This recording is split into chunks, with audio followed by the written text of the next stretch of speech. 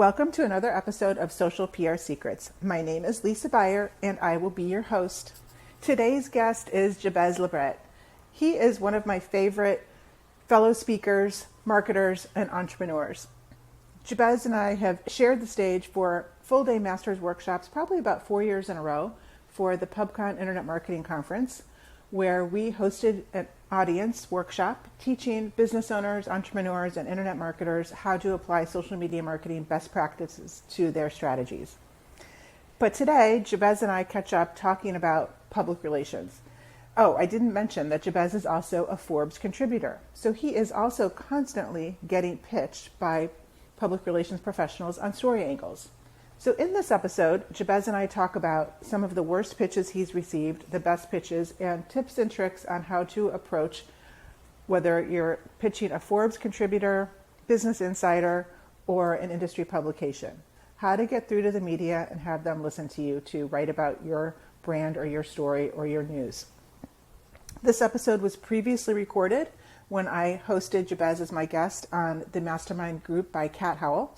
So you might note that we might be talking to a different audience, but nonetheless, this is a very relevant topic, and Jabez shares some extremely valuable tips when it comes to public relations and more. Welcome, Jabez.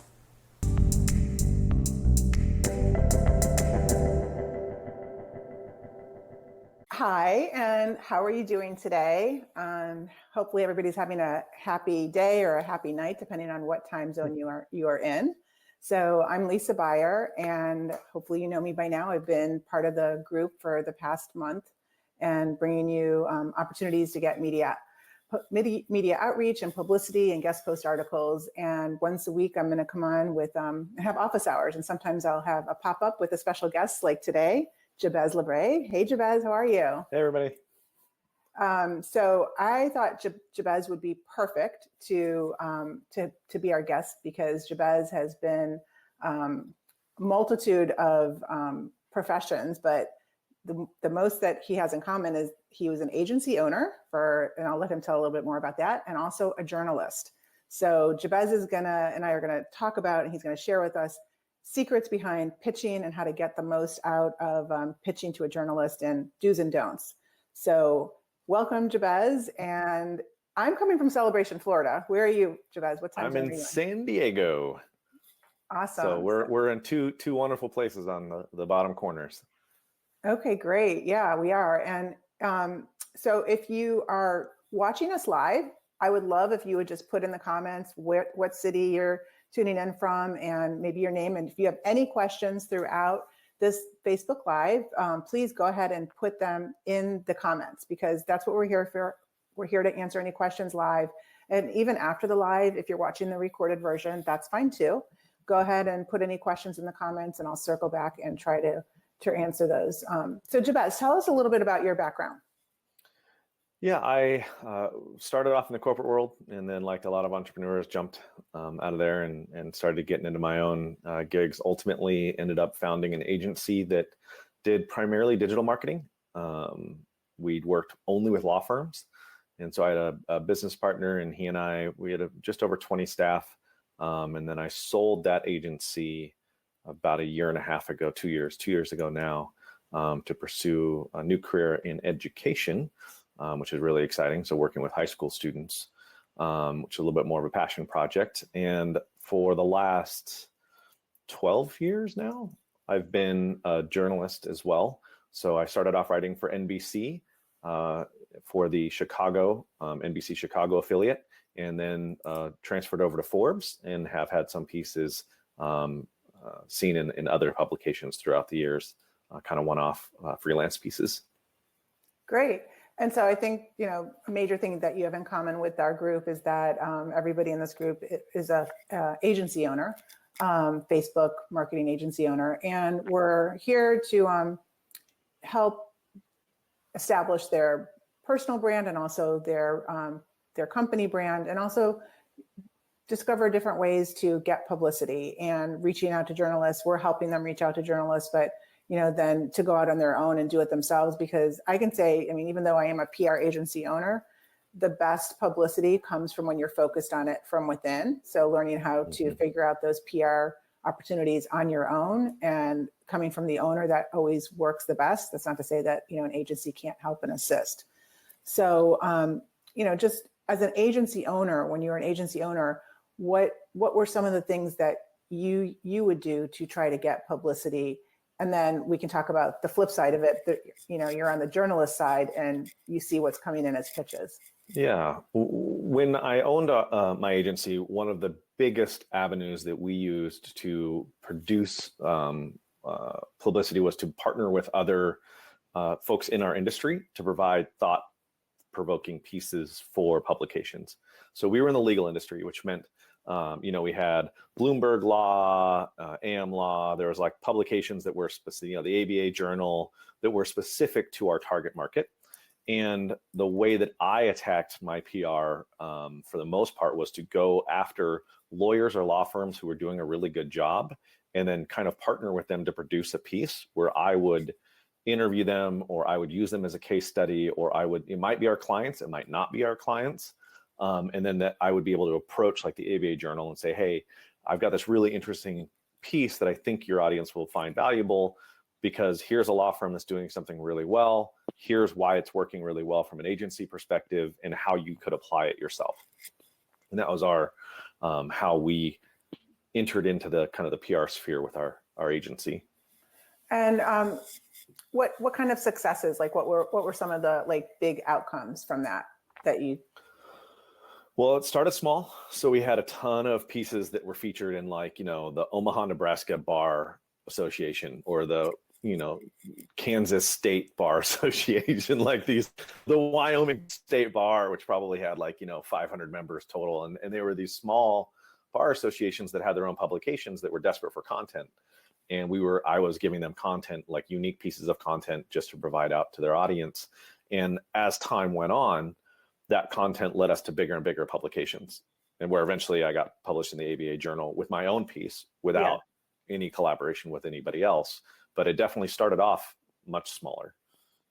Yeah, and that has been my experience too. I mean, when we start with new clients that really don't have any track record of any media coverage, it's always easier to start with the smaller publications and kind of get your feet wet in how to deal with the journalist and how to deal with the different publications. And then it seems like once you get one, even like a local community type of piece, that might have some online syndication to other community papers. And then it seems like the next level up is like the local business section. And then it's more of regional, and then industry. And then, it's this momentum building thing. Associations and and so, I mean, there's lots of places to publish, and they're all looking for good content for their audience. I never felt like I was worth more than the place I was pitching. I'm not like, my job is to provide value and to give back to the community that I serve and that are my customers. And so all of those little pieces add up over time. And so then when I eventually went to approach the bigger people, the bigger publications, I was able to say, look, here's 22 pieces of content that we have produced for all of these other associations and little publications and little legal magazines. And so if you want to get a flavor of what we're like, but it's such a credibility builder to be able to have all of those little ones, even if it's the Wyoming State Bar Association, that still matters because it shows that somebody else was willing to publish your stuff publicly. Definitely. And I mean, the masthead logo that you can use, from a credibility standpoint, once you get that guest post or that coverage, it doesn't matter what the logo is. And I think the biggest misconception is, that you have to go big right away and get that big hit in USA Today or, Wall Street Journal or even Forbes or Fortune. That's maybe not going to get you the most return on your investment, really. Not return on investment, but return on efforts. Yeah, right? Return on effort. It takes work to do this stuff. And to be honest, at that point, you're buttressing up against somebody like that does have that. So you're probably not the only one pitching that, and I'm sure we'll get to this, the only one pitching that journalist at the larger publication. And if you don't have the resume showing the backing of it compared to somebody else who does, it's a harder sell. It's not that you can't. It's just that's one less thing that you have to use to get the publication. And then you start getting interviewed by other people. And then you start getting invited to podcasts, and then you start getting, so like, if you do all of the massive little work, there's somebody who's doing something in that state or in that local area that's going to say, man, I read that article, I thought that was interesting, can I interview you? And then that is another layer of credibility, which is, oh, and not only did I publish this, but I got interviewed by this person here and this person here and this person here. It kind of starts to build momentum, as you mentioned earlier. Yeah, definitely. So if you're just joining us on the live, I'm Lisa Beyer, and I'm happy that you're joining us. And I'm here with Jabez, and Jabez was an agency owner. He's now gone off on, he started his next venture that you can tell us about at the end, Jabez. But he also was a former, well, he still is a journalist. You still have your Forbes column. Yeah. And so he's giving us tips on how to get publicity and how to also pitch the media, his experience being on the pitching side. Please put any comments, questions in the comments. We'd love to hear them, or just say, hey, and make sure you put your name in there because I can't really see your names because of privacy and the Facebook groups. So hi, if you're joining us. So Jabez, being on the front lines of getting pitches as a journalist, tell us what that is like. Inundating? It's constant. Like I get pitched daily, multiple times a day by random, generic. Sometimes it's for old columns that I don't even write anymore. And I can tell it's just my email address and name was associated with something, like NBC, I'll get pitched for them every once in a while, or I'm like, I don't even write for them anymore. And so clearly you didn't do any research. And so it makes the process on the journalist side of the fence kind of challenging, because I am looking for content. Like, I need access to more content. I never have access to content that aligns with what I'm trying to talk about. And so that is a problem, but it's not getting solved by the spaghetti against the wall approach that seems to still be happening. So if you put your agency owner hat back on, so what would you do? What would you tell an agency owner to do to get publicity, to break through the clutter of pitching or writing a guest post article? Yeah, I would really, I would target, one thing that we did early on is we targeted the people that we knew we wanted to be in their publications once we had a resume that we felt was worthy enough to approach them. And so, there was, like, in the legal space, there's a publication called The Lawyerist, and it's one of the more popular blogs in the legal sphere. And Sam Glover is the guy who is co-founder there. And so we'd hunt him out at conferences to say hi. And I followed him on Twitter and LinkedIn, and, I would reshare his stuff and I would comment on his posts, and I would I would engage him in his world to get an idea of what he is like and what he's about. Eventually you end up at drinks after, a long day at a conference, and, you're in Chicago and you're, talking about it, and you're like, how do I get into your, this is some interesting stuff. What do I do to get into places like yours? That's one avenue to go. The other avenue is literally defining a problem that the audience has, and then framing up why you've got an answer to help that journalist get more views.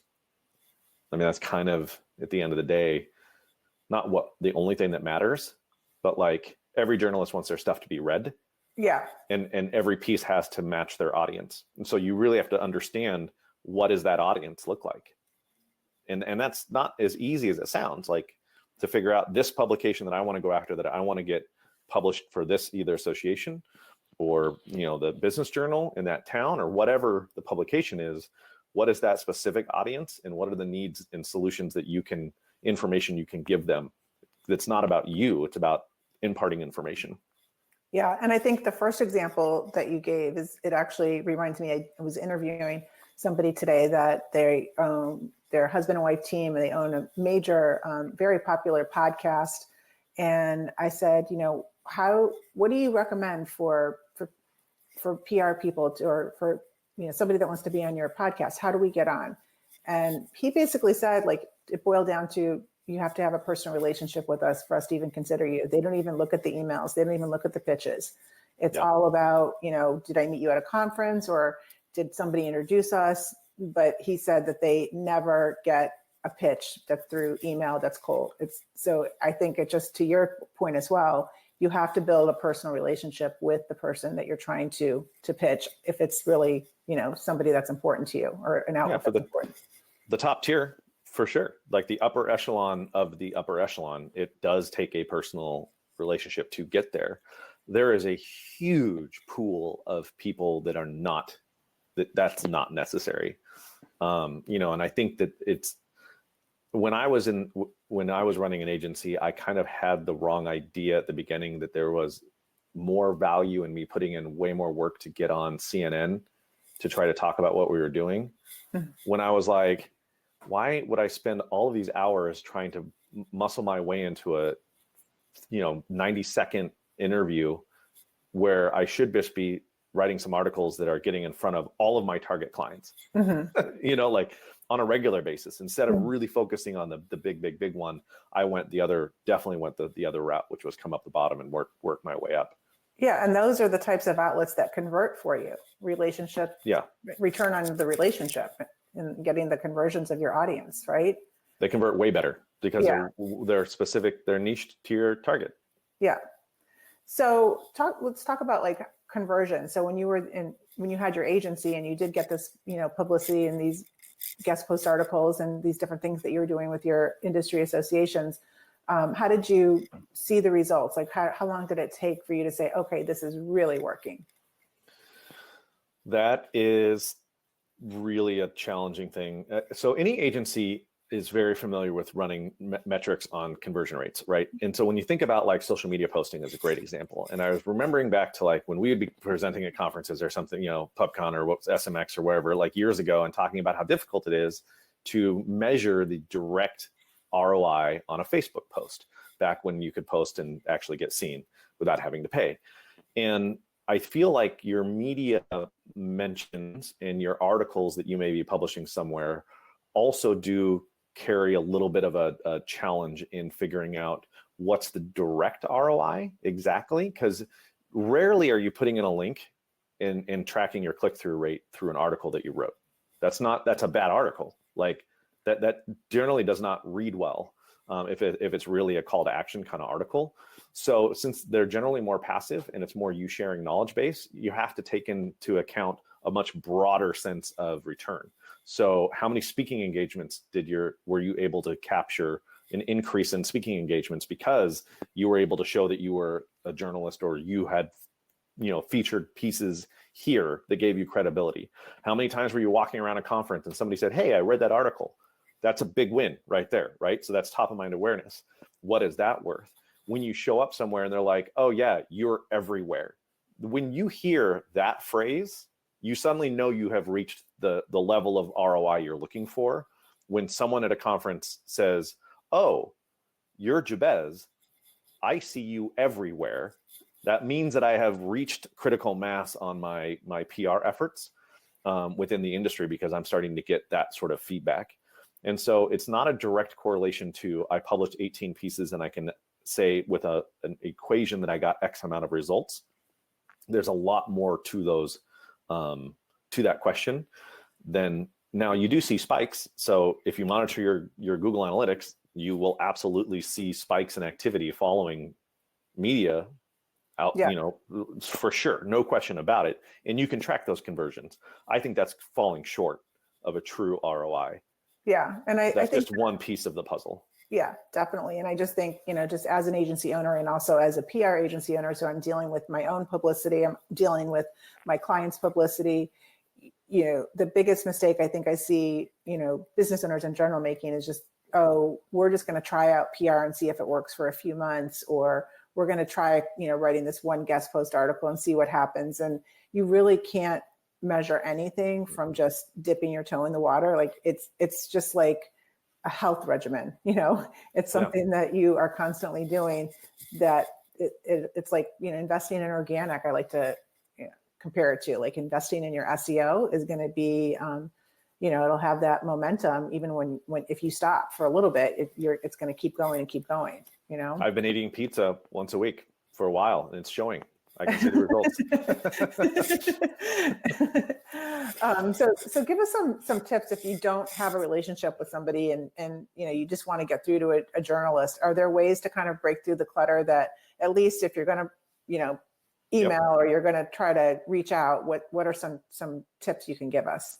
Big time. A couple things. Immediately follow them on Twitter and start retweeting their stuff and comment on their stuff about the stuff that they so mentioned. Obvious to me. Literally say, interesting piece on dyslexia.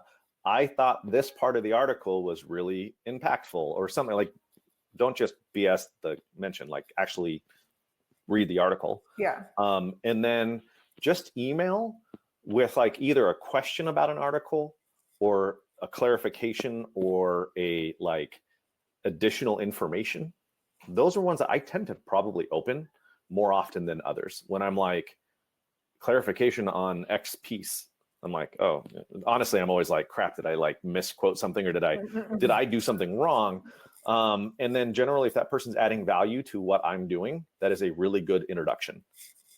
And so if they're like, hey, like, I really thought this was interesting. Have you seen these resources? And so I had one person recently, I wrote an article about text to speech and dyslexia and education, because I'm now in the K-12 space.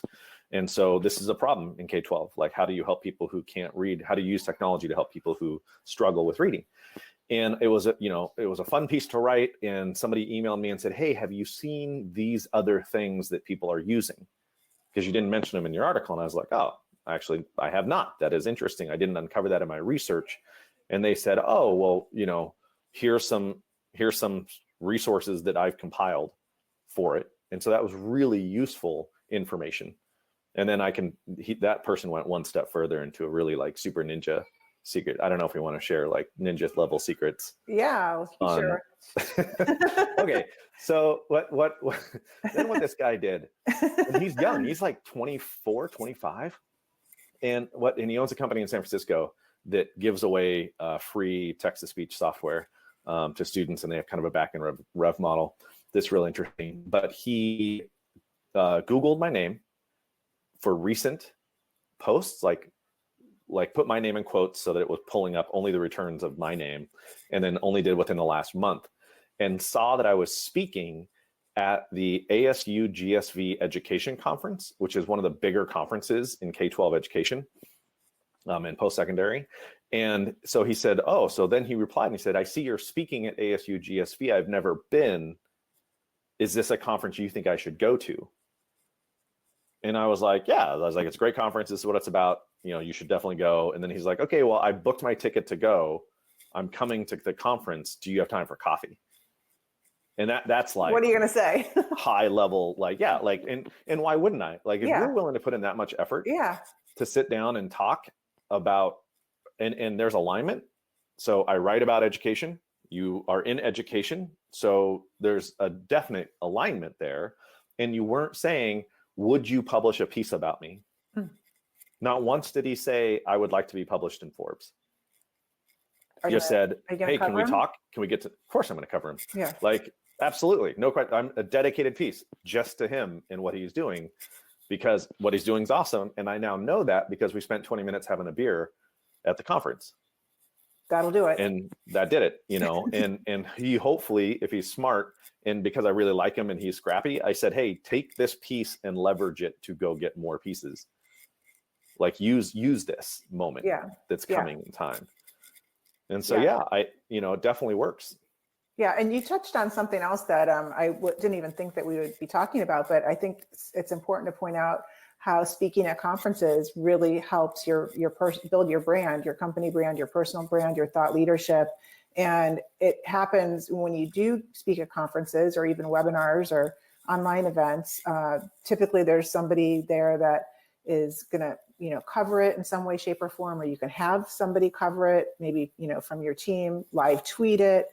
So that there's ways to use an event to help get you coverage or help get you in front of possible, industry outlets that are going to be there. And you don't have to be the most amazing speaker, and you don't have to keynote the conference. Just get on a panel. Panels are easy. Yeah. And people think like, oh, well, I don't know if I can do that, or if I got enough value to add. And I'm sure that you've learned something cool and Yeah. be really transparent about like the neat stuff you're doing. You know, and you will get invited back to speak again if you share really, really cutting edge, front edge stuff, because to be honest, somebody else is probably doing the same thing. Yeah. Like in the agency world, every time I thought I had uncovered something that was truly amazing that no one else had ever heard of course somebody came up and was like, oh, I'm doing the same thing, but kind of a little different. And they would like have a little tweak. And I was like, of course they are. So why not share everything I'm doing? Yeah. And I mean, also, if you show that you're supporting the conference, so, I mean, Jabez and I go way back. I don't know how many years we did PubCon, the full day master's workshop, maybe 4 or 5 years in a row. Yeah. And the way that we got to be even to that point is because we showed dedication to that conference before and created the relationship. But in other ways that, you know, you don't have to be teaching the full day workshop to do this. If you're going to be speaking on a panel or just speaking at an event, do publicity ahead of time to help support that event or that conference. So, you know, hey, Lisa Beyer speaking at PubCon, I used to do a press release and I would start tweeting about it 4 months before to try to get, you know, not just my name out there, but help get the event or the conference's name out there to my audience, which would help them, because obviously there has to be a fit. And you can use that later after the event's over to pitch the media and say, hey, I presented on a panel about this. These neat things were brought up and this cool information. I think your audience would benefit from learning this. Definitely. So you're not promoting your agency. Like never, ever was I like, hey, I would like to write an article for your audience because my agency is really awesome and your audience should know the cool stuff we're doing. Because that's an advertisement. That's not a article. You want to say, hey, you know, we uncovered a really interesting, you know, nuance in Google Analytics for blank, and it's impacting these businesses, and you write about those businesses. Yep. That's a very compelling pitch. And then, of course, and the flip side of it is they talk about who you are, what you do, and ask them to make sure they put a link in the article. Like, you know, there's kind of the basics that you should go through with once you've gotten approved to write. But I think that initial step of getting broken into the people that you don't know is you need some credibility, and don't try to pitch them about your business that they should be covering your business. Definitely. Help them solve a problem for their audience. Yeah. So you are writing for Forbes. You have your column. Is it monthly that you write, or how often? I do now. Yeah. Okay. And I mean, I hear this at my level, like just being in PR, that it's like, oh, you know, like, is there a difference between getting a story with a Forbes contributor versus a Forbes writer? And then, you know, how do you become a Forbes contributor if you wanted to be? So, I mean, is there any, like, to me, it's like, I've seen lots of trending, very popular articles that are by Forbes contributors that are on the Forbes, like, technically staff. So can you like kind of just share with us, like, you know, what are, like, break that difference up for us? So there's, in the Forbes world, there are 4 types of writers. There's the staff writer that works for Forbes. They're an employee. There's the contributor with publisher access. So that's like me. I can go write and publish something right now on Forbes and hit publish, and it's live immediately. There's the contributor who occasionally contributes as a thought leader through an editor. Very rare. There's not a lot of those anymore. And then there's the Forbes Council, which is people who pay to write. So like organizations might pay to be in the Forbes Council, and they get to publish articles. They go in that order of rank and file of kind of weight, but with a caveat. The staff writer and the contributor with publisher access are almost equal, almost the exact same. And oftentimes my article will outpace the Forbes staff writer because my articles, I don't have to write as much. So they're a little bit more thought out. The other side of the fence, the occasional contributor and then the paid people are always at the bottom. So I wouldn't pay for the council access because it doesn't really get you much in the way of eyeballs. You know, and so that's kind of, if you can get a Forbes contributor to write for you, it's a good thing. It didn't always used to be. So there was a point in time where Forbes and Inc. and Entrepreneur were accepting anyone who had a pulse that could write or was writing anywhere. They were begging them to write for them, HuffPo, all of them. And we've been seeing a culling of the ranks. So a ton of Forbes contributors got let go. Like thousands got let go. So now the Forbes contributor is a much harder thing to get than it was 4 years ago, maybe 5 years ago. The best way to get in to these publications is obviously an introduction helps, but that doesn't even necessarily get you there, because I've introduced a lot of people to my senior editors, and almost none of them ended up getting through the introduction. A better route to go is to start writing for a local affiliate first. So what I did was I went to NBC Chicago and I wrote for them weekly. So I'd had a 400 to 500 word column with them on entrepreneurship every week, and for free. I just wrote for them every single week for free. And so whatever city you're in, there's an ABC, a Fox, an NBC, there's all those local affiliates. Go write for them. That's a great idea. They need content. Approach them with, who are you? Why the audience? Why will their reader care about the content you have? This is where speaking at conferences can be helpful, because you can say, oh, I've presented at this conference and this conference and this conference about these topics, and I'm a subject matter expert in these topics, and this is popular now. The people who read your stuff need to know about these things, and I covered those things. Can I submit some pieces to you? And I always submitted a sample piece right out of the gates. Like, can I submit a piece? So the way that so then I did that with NBC and for several years. And then I approached Forbes and I said, here's 78 articles I've written for NBC. Here's 5 other publications, these other yada yada, and I'd like to publish on Forbes. And here's an article I want to publish with you. And they said, no thanks. And then I sent another article and I was like, how about this article? And they were like, better, but no thanks. And I sent another article and I was like, how about this article? And they finally were like, fine, we'll publish that article. And then after that, we just, next. Yeah, so you have to keep submitting. You can't just give up after one try.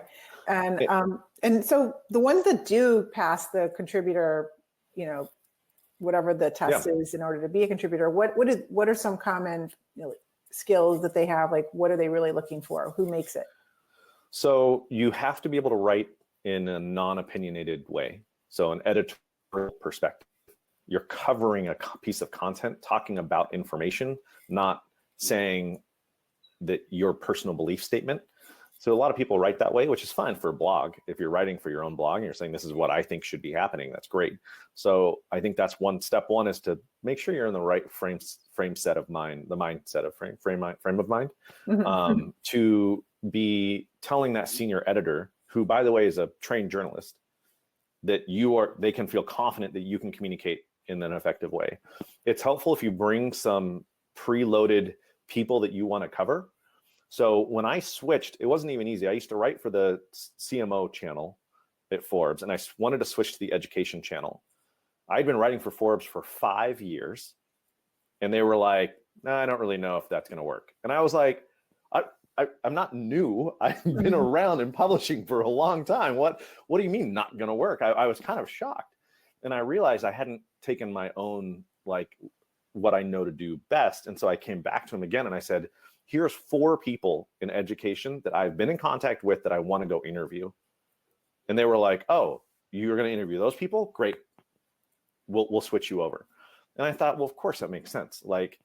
So when you go to approach these people, even your local affiliate, it'd be smart to say, these are people that I've identified that I want to go interview to cover about this subject matter.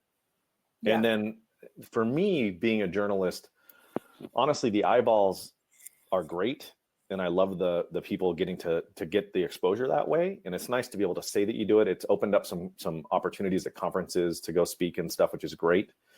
The interviews that I've gotten out of being a journalist are far better connections, in my opinion, for me. So for me, that's what really has been the biggest advantage, is that I interviewed Tony Hsieh from Zappos, the CEO from Zappos, for NBC 9 years ago.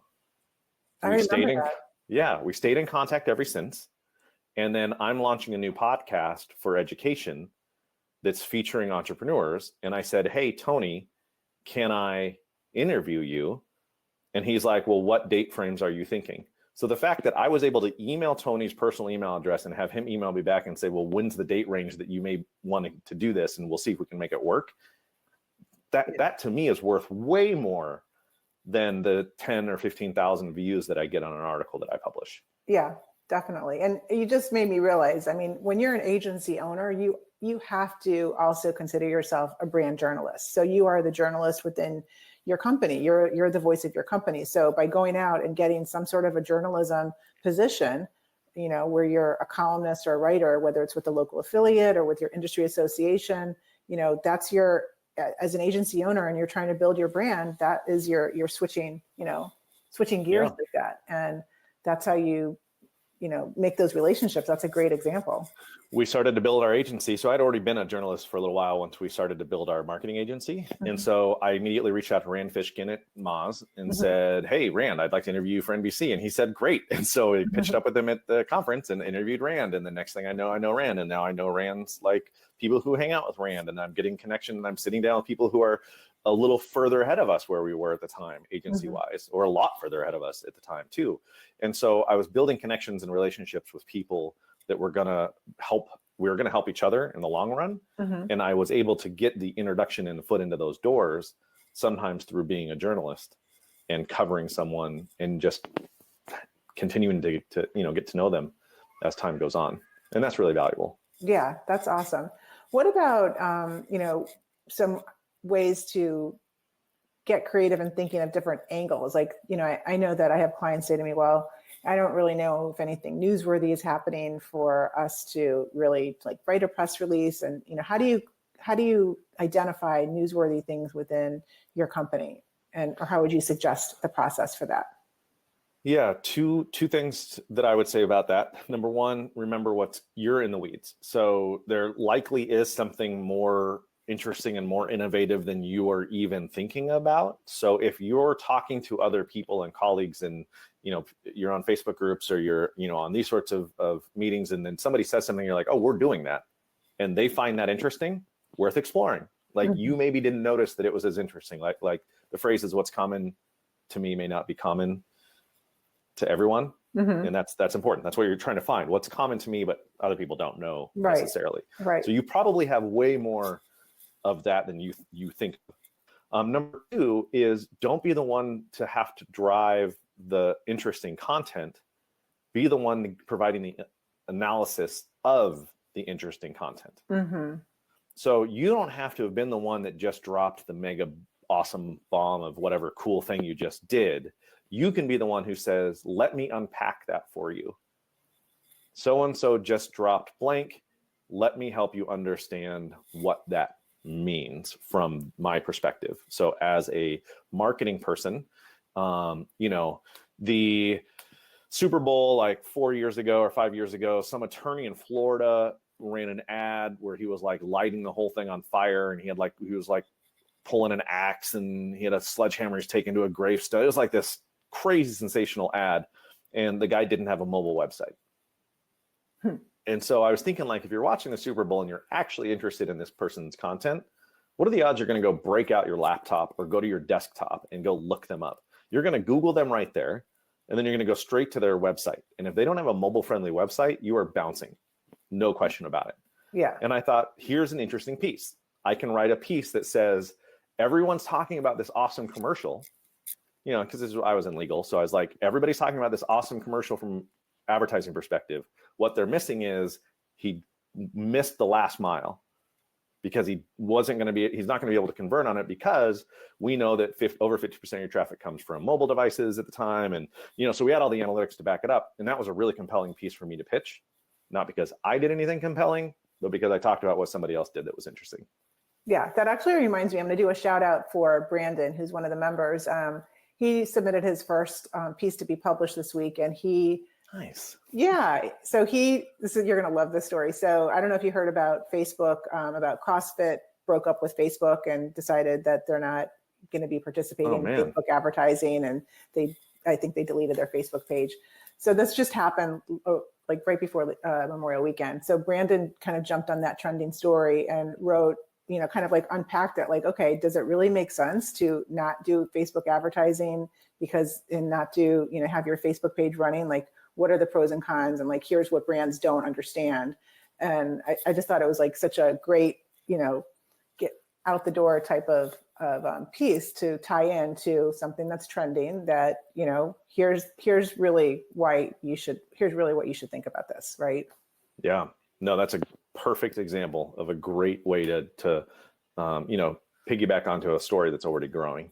Or you created the story when you deleted your Facebook page, your Facebook profile, right? And like you wrote about it on LinkedIn, but you're back on Facebook now. But that was, something kind of dramatic, and you documented it, and it got a bunch of coverage.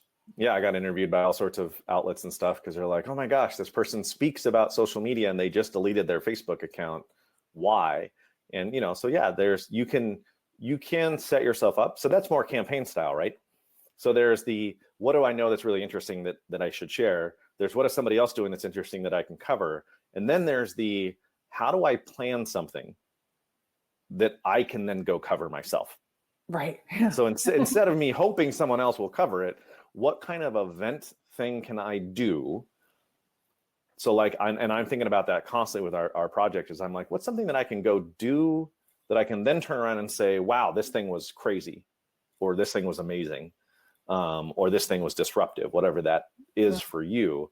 And you can plan those things out to the point where like, I even set aside budget dollars to prepare to advertise, those article links. And like, I will advertise for another publication just to get them more views on my article.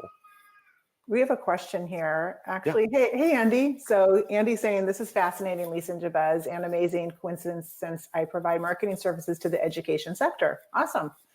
Jabez, did you say you started an education podcast? I'd love to listen. And what's the name of the podcast, please? So tell us about it. Tell us more about it, and any tips you can give to Andy here. Yeah, I think Andy and the whole audience, podcasting is a fantastic medium to share content. Particularly if you're nervous about writing, podcasting can be a good place to start. Kind of getting the chops around getting content out there and producing it. The two sides of podcasting is to be a guest on somebody else's show, which I highly recommend you do reach out to people. And as Lisa mentioned early on, right, there's those mega podcasting stars. It takes some time before you can do that. But reaching out to people that you can say, hey, I listen to your podcast a lot. If you ever need more content or a guest, let me know. The podcast that I'm starting is called 26.1. And it's the last getting over the finish line for education. Wait, repeat that because you cut out for a second. So it's 26.1, and it's about getting over the finish line with education. And so it's all about what kind of innovation can we bring to education. And so we're launching late this summer. And so I'm doing a huge series of interviews, recording ahead of time. I prefer to record 10 podcasts in the bank. Makes life a lot easier on you if you're starting a podcast. It's going to be a short run, probably 20 to 30 minute per episode, once a week podcast that is not with educators. So if you're going to start a podcast, I would recommend getting outside of the mainstream of what everybody else is doing in your industry. So in my industry now, I could do a podcast where I interview other educators and talk about education and how can we innovate education. And that would be interesting, but there's already like half a dozen podcasts that do just that. Yeah. But there are no podcasts in my space that interview successful people that have nothing to do with education about what they think we can do to improve K-12.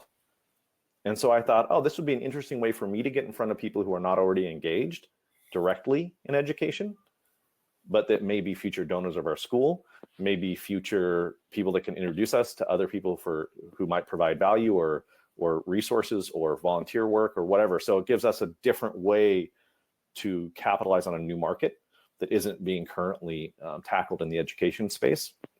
26.1 is just a play on the marathon. Yeah. Just 26.2 miles. So yeah. That's great. Congratulations. And the URL is available. Yeah. If you're just joining us, feel free to ask any questions in the comments. My name is Lisa Beyer. Hopefully you know me. And my guest is Jabez. And Jabez is a journalist, and he was a former agency owner. And now he's turned into starting his new gig in the education space. So thank you, Jabez, for being my guest so far. So just a couple other questions I was going to ask you about, wait, I just forgot what I was going to ask you. There was something that you were saying that I was like, oh, I have to ask them that question on something with branding. So, I know what it was. Okay. So you wrote a book and I wrote a book, and Yes. that process of writing a book is very tedious and like not my favorite process, but writing a book and what does that do from a public relations and branding standpoint? So for me, I mean, it definitely, gave me a ton of credibility from a branding standpoint, got me, open the doors, and also I was able to use it as a marketing piece for my agency. Mm-hmm. So that's, I talk to somebody, a prospect on the phone, or have a email conversation and meet them. The next follow-up is my book. And that's like immediate credibility. That's like the best investment I ever made. Just, forget a brochure, or forget, even like a, major investment in a website. It's like, for me, my book was priceless. What do you think?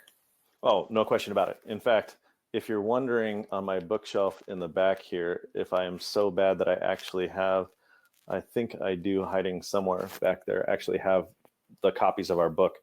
Our first book sucked. It was hardback. It was, we margins were a little bigger on the sides. We went 1.25 spacing, and like we try to get more pages and try to extend it a little bit. And to be honest, when I read it, now I'm like, this is embarrassing. At the time, people were like, oh my gosh, like this is so useful. Like, thank you so much for writing this book. And now I'm like, I can't believe that but again, what I knew to be common knowledge to me, to them was all new information. Yeah. And it was weird. We get compliments. Somebody was like, oh my gosh, what's really useful is that your margins are wider so I can take notes. And I was like, not the intent, but I'll take it. Great. And so, but then, we eventually, I kept publishing and had several books now.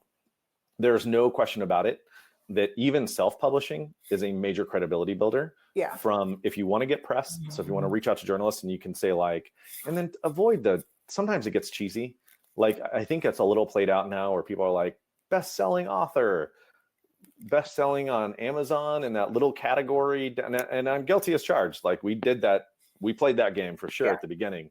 I would say that you don't need to do that. I don't think anybody is more wowed by the fact it's an Amazon #1 bestseller as they are about the fact that you have a book. Right. The fact that you wrote a book that's is the weight. Yeah, rock In fact, star. I think your book's actually back there. Wait, I'm going to grab, I have to just show Both you copies. my visuals. Hold on. Yeah. Go. But yeah, so I guess while Lisa's grabbing your book, I recorded mine via audio, had it transcribed, and then went in and edited it from there, which for me made it a lot easier. I think, Lisa, if I'm not mistaken, you wrote your book the old-fashioned way, fingers on keys. So I self-published. So this is the first version. See how? Yep. This is the first edition. And now here is the fourth edition.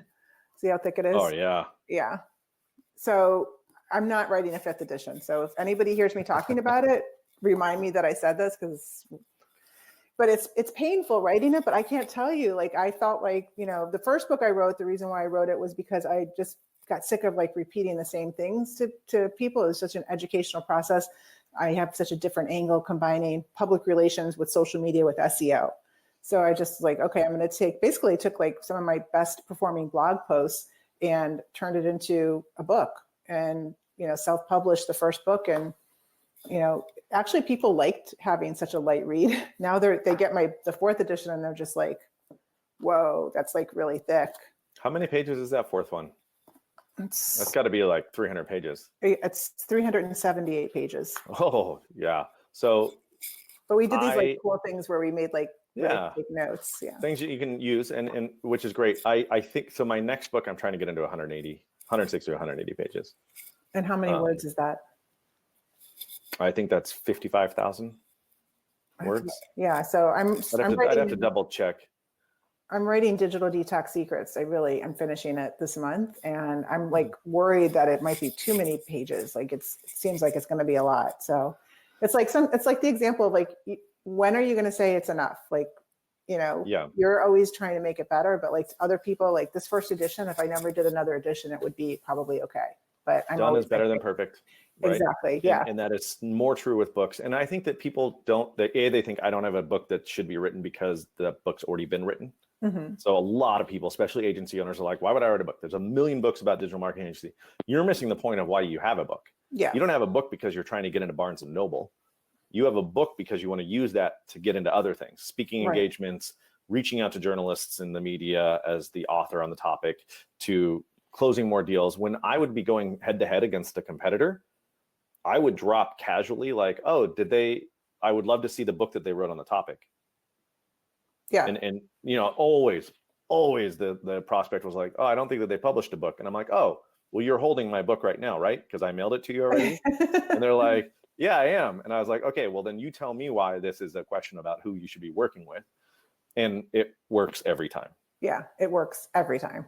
Yeah. Every time, for sure. So I self-published. Did you guys, you had a publisher. How was that process, right? Okay. You self-published. We owned the publisher. Oh, okay. So we so the secret is that we actually own Legal Technology Press, Okay. which is the publisher who published our book. Okay. Perfect. So we invited other people who had legal books to publish under Legal Technology Press for free, mm-hmm. to give Legal Technology Press a broader book base mm-hmm.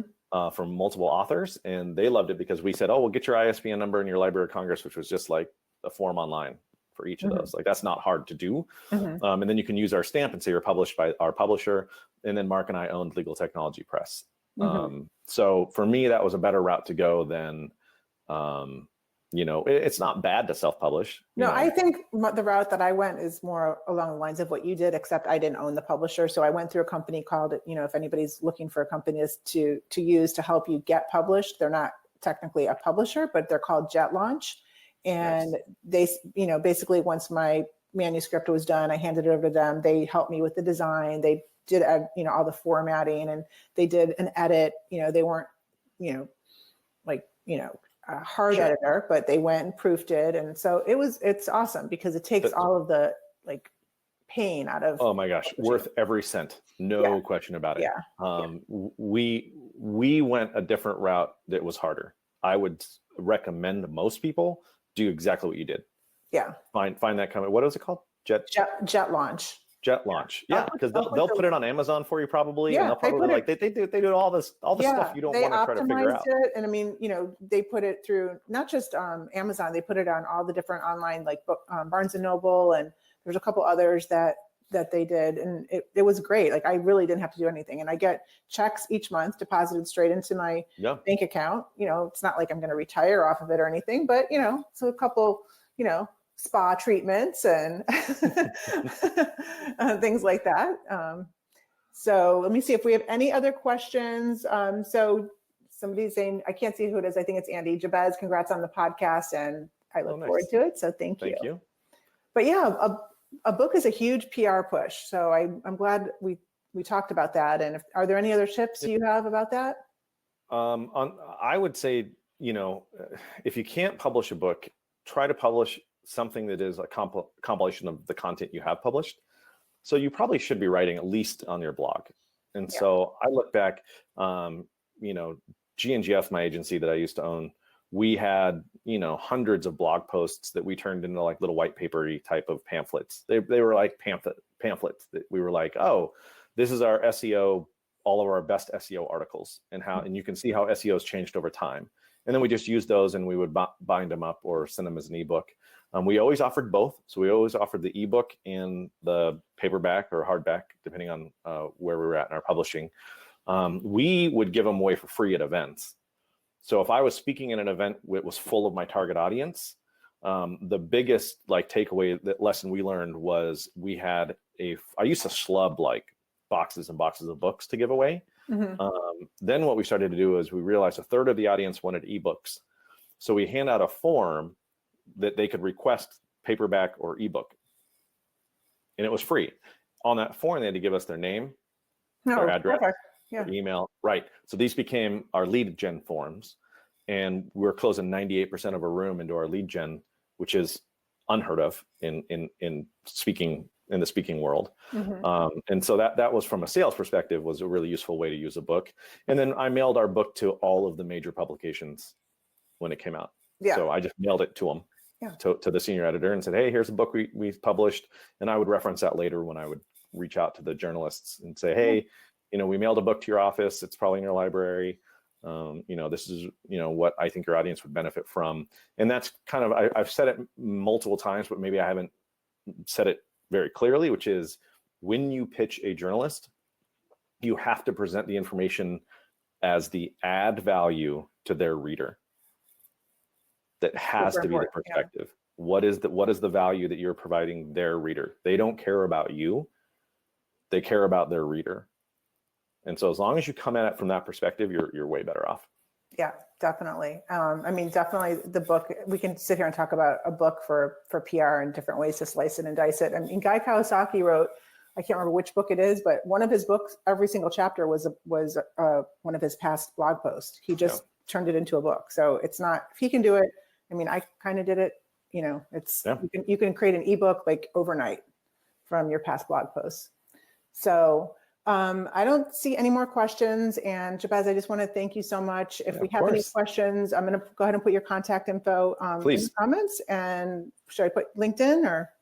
Yeah, LinkedIn is great. I'm pretty active there. Okay, great. So thank you, everybody, and have a great night. Thanks, Jabez. And we'll catch up online on social. Great. Bye. See you, everybody. Bye.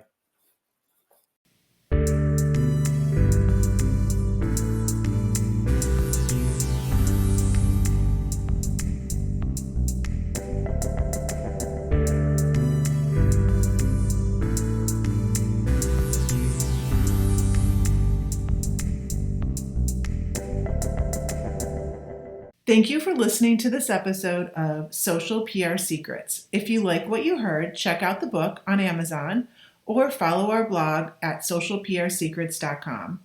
This episode was sponsored by The Buyer Group, a social PR agency striving to keep our balance in the digital world, practicing public relations, social media, and search marketing, while occasionally drinking a glass of wine or two for the best creativity and results. Thank you all for tuning in. If you would like to get a free chapter of Social PR Secrets, go to socialprsecrets.com/free.